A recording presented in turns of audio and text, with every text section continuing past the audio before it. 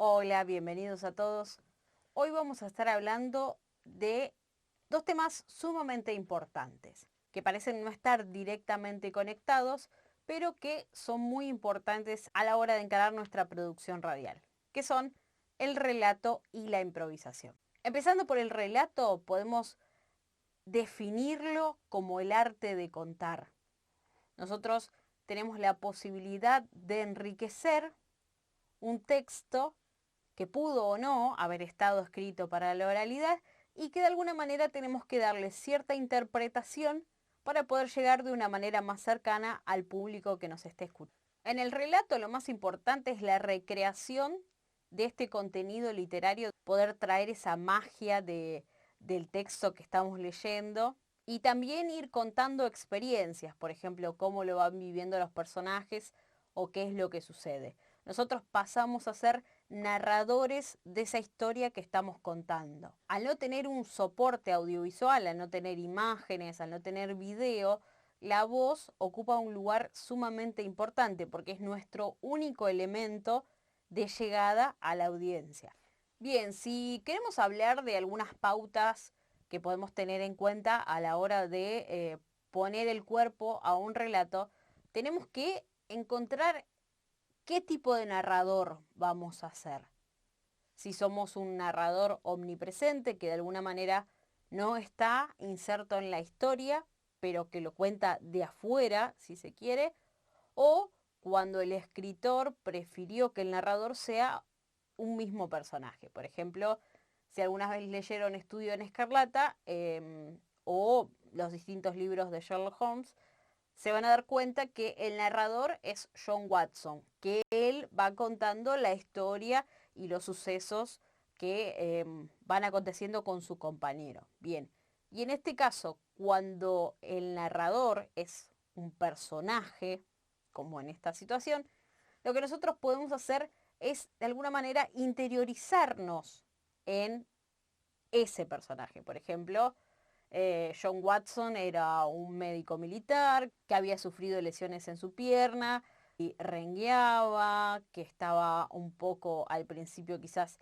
deprimido o amargado, y todas esas sensaciones a la hora de contar tenemos que transmitirlas. ¿Y cómo hago para transmitir todo eso? Bueno, lo que decíamos recién, yo tengo que meterme en el relato, tengo que ser parte de eso que estoy contando. Por ejemplo, ir recabando la mayor información posible que la vamos a encontrar adentro del mismo relato, como, como decíamos recién en este libro, nos va dando una cierta información de quién era John Watson, cómo era, físicamente, anímicamente, y eso nos va a ayudar para construir el personaje y para meternos en él y poder contarlo de una manera distinta a la que lo contaríamos si simplemente lo leemos, que eso es lo que queremos evitar. Por otro lado, si somos de leer relatos en nuestras producciones radiales, nos vamos a dar cuenta que nos vamos a sentir más cómodos con ciertos tipos de género, con cierto tipo de tono que utilizan los autores a la hora de escribir. Eso también nos va a ayudar a nosotros a que nos sintamos o no más cómodos con lo que estamos contando. Por ejemplo, si a mí me gusta el género policial o me gusta las novelas, bueno, yo sé que a la hora de relatar me voy a sentir más cómodo, me voy a sentir que encajo más en ese género en particular. O me gusta la poesía, bueno, ahí se van a dar cuenta que uno se va a sentir más cómodo en ese lugar en particular, donde desde allí se van a parar para narrarlo. Recuerden también que cuando yo estoy narrando una historia, no tengo que intentar copiar a otros géneros, tengo que intentar encontrar un estilo propio a la hora de contar.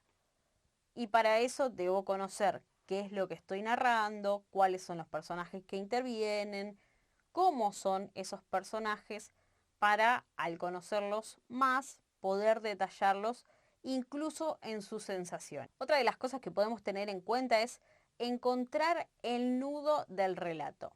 Por ejemplo, yo sé que si estoy leyendo una novela policial, en algún punto de ese relato me voy a encontrar con el problema principal que intentan resolver y que puede que resuelvan o no. Y cuando yo conozco esto, le proporciono la información que necesita para poder recomponer esa historia, para poder entender qué es lo que pasó y qué es lo que va a pasar a medida que se lo voy contando. Y a su vez, como narradores, tenemos que ir mejorando el efecto intrigante de ese nudo, de ese problema. Una de las complicaciones que también nos pueden surgir es cuando nos equivocamos y nos arrastra el error, también arrastramos al público que nos está escuchando y probablemente lo hagamos perder o ya no siga el hilo de la historia que les estoy contando. Para no incurrir en la monotonía, también otro de los recursos que podemos utilizar son los rasgos específicos, en este caso, de los climas que se va generando en cada parte del relato. Por ejemplo, hay secuencias que se desarrollan de manera más rápida, otras de manera más lenta. También se pueden desarrollar tristes, alegres, tensas o distendidas. Eso va a depender del transcurso del relato que haya pensado el escritor. La idea es, dependiendo la secuencia, hacer un juego de contrastes para evitar que todo siempre sea igual y monótono, como venimos hablando en las últimas clases, evitar la monotonía en la lectura o en la transmisión, en este caso de información escrita a la oralidad. Por ejemplo, puedo usar un tono más grave para señalar tristeza o quizás solemnidad, y me serviría un tono agudo para demostrar alegría, euforia, para ir marcando la diferencia de esos climas, de esas secuencias que van sucediendo a lo largo del relato. Cuando hablamos de secuencias o climas más lentos o más rápidos, yo puedo aumentar la velocidad de mi relato o disminuirlas, quizás también ir haciendo más pausas de las que venía haciendo. Pero después, como para romper con eso, lo que me convendría hacer es aumentar la velocidad si es que yo la disminuí. O sea, buscar, como dijimos antes, un contraste para que se noten los cambios de clima en cada secuencia. Por otro lado, las transiciones de un clima al otro son sumamente importantes, no solo para romper con la monotonía, sino para darle un hilo conductor a mi relato. Por ejemplo, si el personaje del que yo estoy hablando en un momento se encuentra en la cocina desayunando y después la siguiente secuencia se encuentra en la calle una noche fría, esperando a otra persona en una esquina, yo ahí puedo aprovechar también para hacer notar la sensación del personaje que estoy relatando. ¿Cómo lo puedo hacer? No va a ser lo mismo si yo estoy sentado en una cocina calentita tomando un café, así estoy en la calle cuando hace frío, hay viento y hace rato que estoy esperando a alguien. Puedo manifestar frío, puedo manifestar ansiedad por la espera y en cambio en la otra secuencia yo puedo manifestar un cierto grado de comodidad, de confortabilidad. Hay muchas sensaciones que yo puedo ir manifestando dependiendo la secuencia, dependiendo el clima que se genera en ese momento. También nos puede suceder que parte del relato se empiece a convertir monótono cuando, por ejemplo, los párrafos son demasiado largos y hay pocas pausas, hay pocos signos de puntuación que dividan el relato que yo estoy haciendo, hay pocas sensaciones que me cuentan sobre el personaje. Bueno, eso lo tengo que ir creando yo, el clima. Por empezar, puedo ir haciendo pausas aparte de las que marcan los signos de puntuación, como ya veníamos hablando. ¿Para qué? Primero, para no ir muy rápido en la lectura, si es que la lectura no lo requiere, para que la persona pueda ir asimilando lo que yo le voy diciendo, pero también para que mi relato sea más armónico. Porque si yo lo leo a las corridas cuando el relato quizás me requiere otra cosa, hago que la persona que me está escuchando pierda la atención en lo que le estoy diciendo.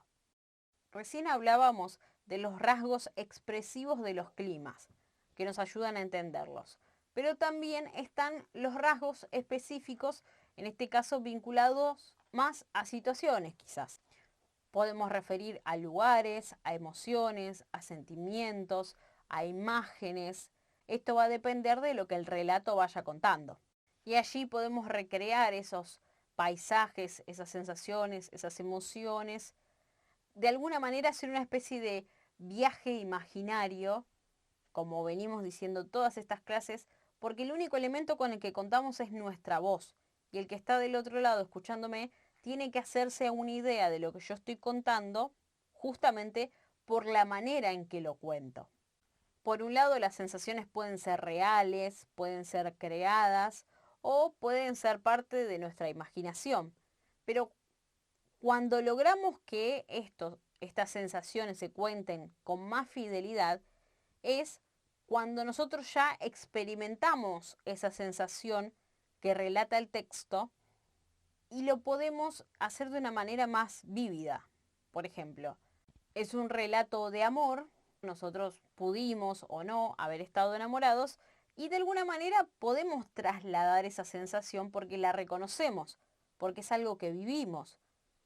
O si por ejemplo se presenta una sensación de tristeza o de alegría o un ataque de risa o bueno, o un relato en el que yo describa las calles de Rosario, si alguna vez yo recorrí ese lugar, más allá del detalle que pueda darme el texto de esas calles o de los colores, yo puedo recordar las sensaciones que tuve cuando pasé por ahí o lo que me generó y puedo utilizar ese recurso para trasladarlo a la hora de la narración.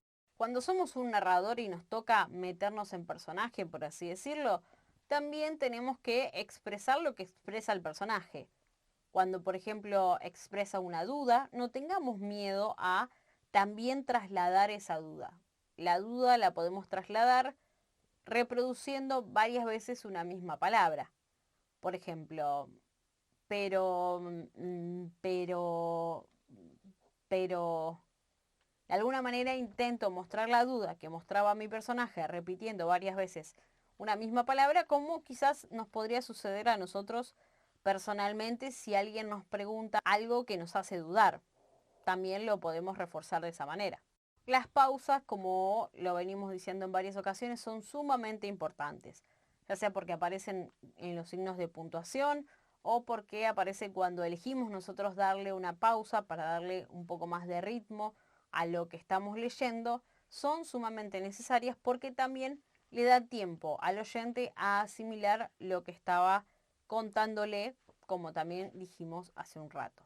El uso de cortinas también es un gran acompañante a los relatos, pero tiene que ser acorde a lo que yo estoy contando. Porque si, por ejemplo, estoy haciendo un relato de una novela de amor, pero la cortina que utilizo es una cortina de acción, no va a combinar y probablemente sea más perjudicial que beneficioso. Por eso yo tengo que seleccionar cuidadosamente que la cortina que voy a utilizar tenga relación con lo que estoy contando para que acompañe mi narración y no para que distraiga, que esa es la función.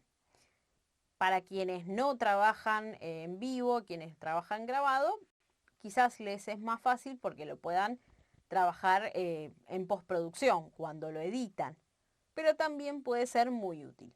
Otra de las cosas que también venimos diciendo que no siempre el lenguaje oral es igual al lenguaje escrito, son lenguajes totalmente diferentes.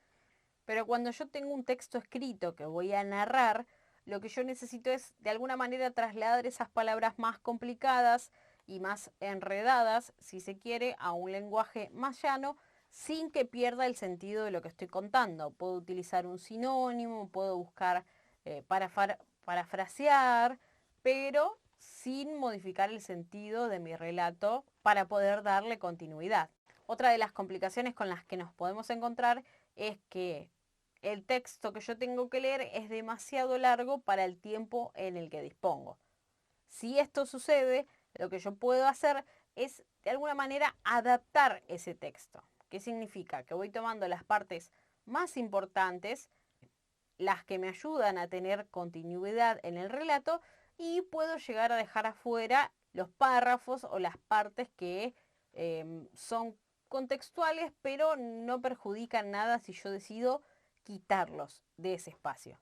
Por eso, si yo hago esto, me da la posibilidad de reducir el tiempo de mi exposición e igualmente seguir la estructura de un relato, el inicio, desarrollo y cierre.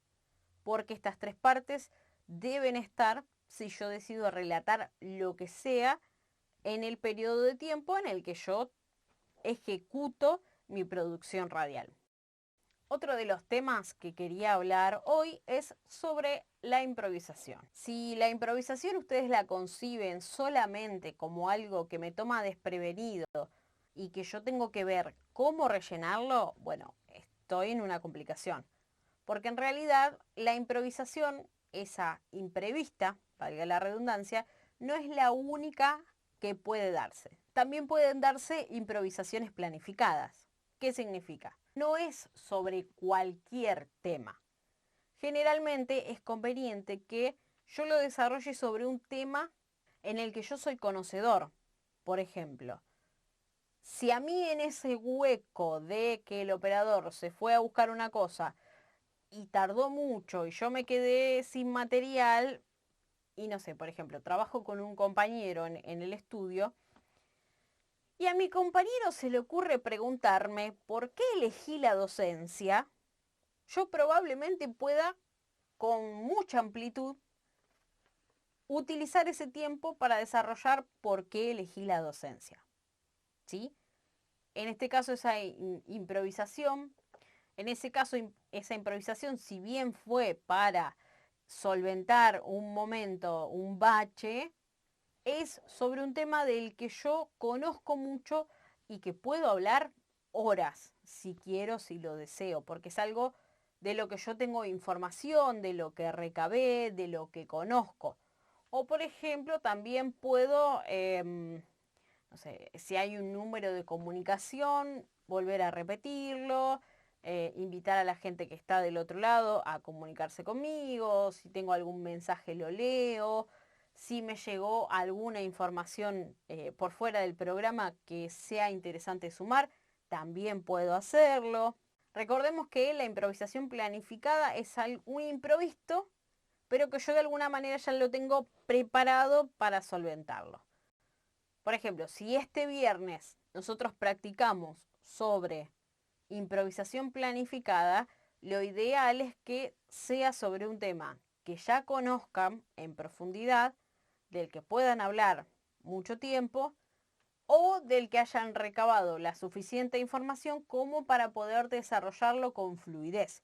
Porque esa es la idea. Por ejemplo, yo ahora estoy hablando sobre improvisación y no tengo ningún papel a mano, no tengo un libro, no tengo nada. Porque si bien es algo que pudo haber llegado a tomar de improvista, yo conozco el tema y puedo desarrollarlo si quiero un rato extenso. Eso es lo que debería pasar cuando la improvisación en realidad es planificada.